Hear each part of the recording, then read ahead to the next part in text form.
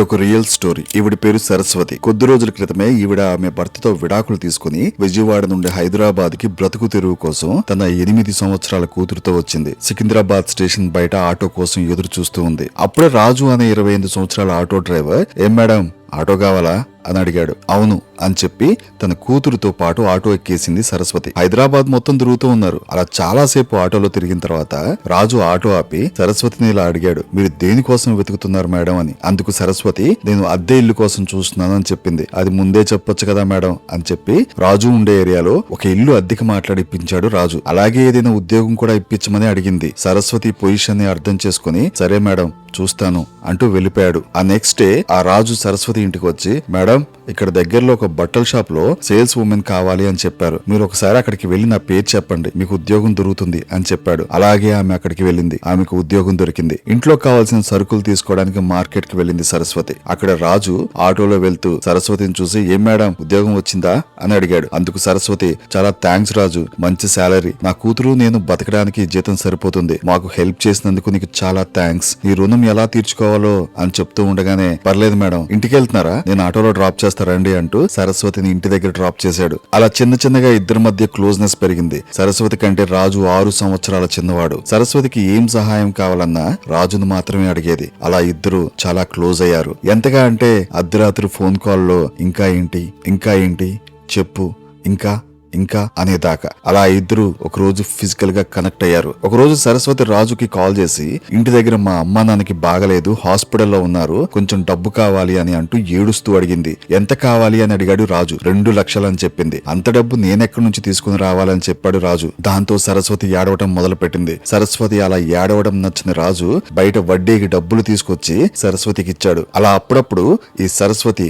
రాజును అడిగి డబ్బులు అప్పుగా తీసుకుంటూ వచ్చింది. అలా ఈ ఇద్దరు లివింగ్ అండ్ రిలేషన్ లో ఉండటం మొదలు పెట్టారు. ఒక పక్క ఆమె ఉద్యోగం చేసుకుంటూ ఉంది. ఎప్పటిలాగానే రాజు ఆటో తోలుకుంటూ ఉన్నాడు. రాజు సరస్వతిని బాగా నమ్మాడు. ఒక రోజు రాజు సరస్వతి పనిచేసే బట్టల షాప్ దగ్గరికి వెళ్ళినప్పుడు ఆ రోజు సరస్వతి ఆ బట్టల షాప్ ఓనర్ తో చాలా క్లోజ్ గా ఉండటం చూశాడు. ఆ బట్టల షాప్ యజమాని కూడా సరస్వతితో చాలా రొమాంటిక్ గా మాట్లాడడం రాజు చూశాడు. ఇదంతా చూసిన రాజు ఒక రోజు సరస్వతిని చాలా గట్టిగా నిలదీస్తూ అరిచాడు. ఉద్యోగం కోసం ఆ ఓనర్ తో అలా క్లోజ్ గా మాట్లాడాను, అంతేకాని మా మధ్య ఎలాంటి సంబంధం లేదు అని చెప్పింది సరస్వతి. అయినా రాజుకు సరస్వతి మీద అనుమానం మొదలైంది. ఆవిడ ప్రవర్తన, మాటలతో రాజుకు విసుకొచ్చింది. ఎలా అయినా సరస్వతిని వదిలించుకుందాం అనుకున్నాడు. ఒకరోజు సరస్వతిని ఇలా అడిగాడు, మీకు నేను చాలా డబ్బులు ఇచ్చాను, అవన్నీ నేను బయట అప్పులు చేసి తెచ్చి ఇచ్చాను, ఇప్పుడు వాటికి వడ్డీలు కట్టాలి, వడ్డీలు చాలా ఎక్కువైపోయాయి, కేవలం ఆటో తోలుతూ ఆ డబ్బులు కట్టడం నా వల్ల కాదు, డబ్బులు ఇచ్చిన వాళ్ళు నన్ను అడుగుతున్నారు, దయచేసి ఆ డబ్బు తిరిగి ఇమ్మని రాజు అడిగాడు. 2 నెలల్లో నీ డబ్బులు ఇస్తాను అని సరస్వతి రాజుకు చెప్పింది. 2 నెలలు దాటినా కూడా సరస్వతి డబ్బులు ఇవ్వట్లేదు. ఇలా 5 నెలలు గడిచిపోయాయి. రాజుకి అసహనం ఎక్కువైపోయింది. తెచ్చిన డబ్బులకి వడ్డీలు ఎక్కువ అవడంతో బయట వ్యక్తుల నుండి వచ్చే ప్రెజర్ భరించలేక డబ్బులు ఇస్తావా లేదు అంటూ సరస్వతిని చాలా ఒత్తిడి చేశాడు. ఇక ఈ రాజును వదిలించుకోకపోతే నాకు మంచిది కాదు అని అనుకుంది సరస్వతి. సరస్వతి ఏడుస్తూ, ఎందుకు రాజు నన్నిలా వేధిస్తున్నావు, నిన్ను నేను నిజంగా ప్రేమించాను, నువ్వు నాతో జీవితాంతం ఉంటావని అనుకున్నాను, నాకు ఇంత పెద్ద సహాయం చేసిన నీకు నేను నీకు ఆ డబ్బు తిరిగి ఇవ్వలేనా, నాకు కొద్దిగా టైం కావాలి అంతే అంటూ రాజుని గట్టిగా పట్టుకుని ఏడవడం మొదలు పెట్టింది. రాజు కూడా ఆమె ప్రేమకు కరిగిపోయి, సరే సరస్వతి ఎందుకు ఏడవటం, చిన్నగా అప్పును తీర్చేద్దాం, నాకు కూడా బాగా భారం అయిపోతుంది, నేను సగం కట్టేశాను, నువ్వు హెల్ప్ చేస్తే ఆ సగం కూడా తిరిగి కట్టేద్దాం అని చెప్పి అక్కడి నుండి వెళ్ళిపోయాడు. ఆ రోజు రాత్రే సరస్వతి ఒక ప్లాన్ చేసింది. రాజుకు ఫోన్ చేసి, ఏ రాజు ఏం చేస్తున్నావు, తిన్నావా అని అడిగింది. ఇంకా తినలేదు సరస్వతి అని చెప్పాడు రాజు. సరే నీకోసం చికెన్ చేశాను, వచ్చి తిను అని చెప్పింది. సరే అని రాజు సరస్వతి ఇంటికి వెళ్ళాడు.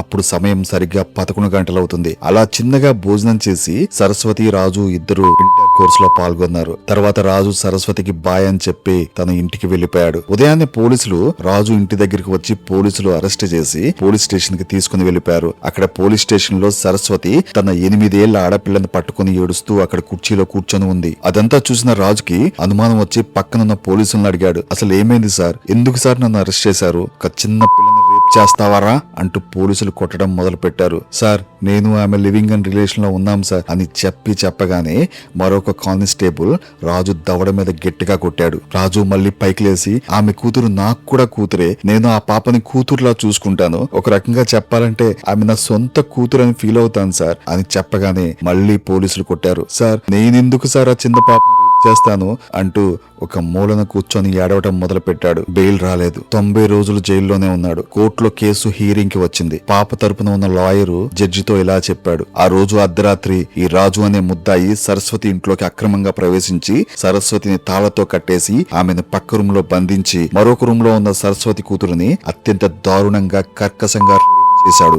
ఆ పెనుగులాటలో ఈ చిన్నపిల్ల బట్టలపై రాజు యొక్క స్పెర్మ్ మరకలు ఉన్నాయి. ఇవే సాక్ష్యం. రాజు ఈ దారుణానికి ఒడికట్టాడు అని చెప్పడానికి ఇంతకంటే ఏం సాక్ష్యం కావాలి అని ఆ లాయర్ జడ్జితో వాదించాడు. జడ్జి గారు రాజు యొక్క స్పెర్మ్ శాంపుల్స్ ఆ పాప బట్టలపై ఉందని మెడికల్ డాక్టర్స్ ఇచ్చిన రిపోర్ట్ చూసి ఆ జడ్జి గారు రాజుకి 30 సంవత్సరాల కఠిన కారాగార శిక్ష వేశాడు. ఇప్పుడు రాజు వయసు 28 సంవత్సరాలు. మరొక 30 సంవత్సరాలు ఈ రాజు చెంచల్గూడ జైల్లోనే ఉండాలి. తిరిగి బయటికి 58 సంవత్సరాల ముసలాడిగా మారిపోయి బయటకు వస్తాడు. అతని కలలు, ఆశలు, కోరికలు, సంతోషం, జీవితం ఇక అన్ని జైలులోనే సమాధి చేయబడ్డాయి. ఇప్పటికీ ఈ రాజు జైల్లోనే ఉన్నాడు. అసలు ఈ రాజు కేసులో ఏమైంది అంటే, ఆ రోజు అర్ధరాత్రి చికెన్ తినడానికి సరస్వతి ఇంటికి వెళ్లి ఆమెతో ఇంటర్ కోర్స్ చేశాక సరస్వతి బాత్రూమ్ లోకి వెళ్లి రాజు యొక్క స్పెర్మ్ ని ఆవిడ యొక్క వెజైనా నుండి బయటకు తీసి ఒక బాటిల్లో దాచిపెట్టుకుంది. రాజు ఇంటికి వెళ్ళాక ఈ సరస్వతి ఆమె కూతురు మర్మాంగాలపై, బట్టలపై రాజు యొక్క స్పెర్మ్ ని పూసింది. ఉదయాన్నే పోలీస్ స్టేషన్ కి వెళ్లి పోక్సో అనే చట్టం, పిల్లలపై జరిగే లైంగిక వేధింపుల కోసం భారతదేశ ప్రభుత్వం తీసుకొచ్చిన చట్టాన్ని ఉపయోగించుకుంది.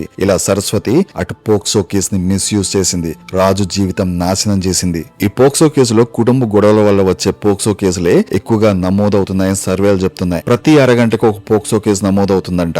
అందులో దాదాపుగా 90% కుటుంబ సభ్యులతో భార్యాభర్తల గొడవ పడిన కేసులే. చాలా మంది భార్యలు భర్తలపై తన పిల్లల హక్కైన పోక్సో బాణాన్ని చట్టంగా వాడుతున్నారు. ఒకప్పుడు గృహహింస, అదనపు కట్నం లాంటి చట్టాలు పోయాయి. ఇప్పుడు పోక్సో కేసు వాడకం మొదలు పెట్టారు. నిజమైన బాధితులకు రక్షణగా ఉండాల్సిన చట్టమైన ఈ పోక్సో కేసు ఇలా మిస్యూజ్ చేస్తున్నా కూడా కోర్టులు పట్టించుకోవట్లేదు. ఒక అబ్బాయి ఒక చిన్న పిల్లని ముద్దు పెట్టుకుంటే పోక్సో కేసు. అదే ఒక అమ్మాయి ఒక చిన్న పిల్లాన్ని ముద్దు పెట్టుకుంటే పోక్సో కేసు కాదట. ఒక మైనర్ అమ్మాయి బట్టలు ఇప్పుకొని ఇన్స్టాగ్రామ్ లో వీడియోలు చేస్తుంటే అవి హక్కులంట. అదే మైనర్ అమ్మాయిని, ఏ అమ్మాయి సిగ్గులేదా ఇలా బట్టలు ఇప్పుకుని రోడ్ల మీద తిరుగుతూ ఒళ్ళు కనపడేలా చేస్తున్నావు అని కామెంట్ పెడితే పోక్సో కేసు అవ్వద్దట. నువ్వు రోడ్డు మీద వెళ్తుంటే ఒక మైనర్ అమ్మాయి కళ్ళు తిరిగి కింద పడిపోయింది అనుకో, నీకున్న జాలి హృదయంతో ఆమెను పైకి లేపి నీళ్లు తాగించి మంచి హాస్పిటల్ కి తీసుకెళ్లి మంచి ట్రీట్మెంట్ ఇచ్చావనుకో, సమాజం దృష్టిలో నువ్వు మంచోడివి. అదే అమ్మాయి హాస్పిటల్ బెడ్ మీద నుంచి డిశ్చార్జ్ అయ్యి బయటకు వచ్చి ఈ అబ్బాయి హెల్ప్ అనే ముసుగులో నన్ను హాస్పిటల్ కి తెచ్చే ప్రాసెస్ లో నన్ను అక్కడక్కడ తాకాడని కేసు పెట్టింది అనుకోండి, నీ బతుకు కూడా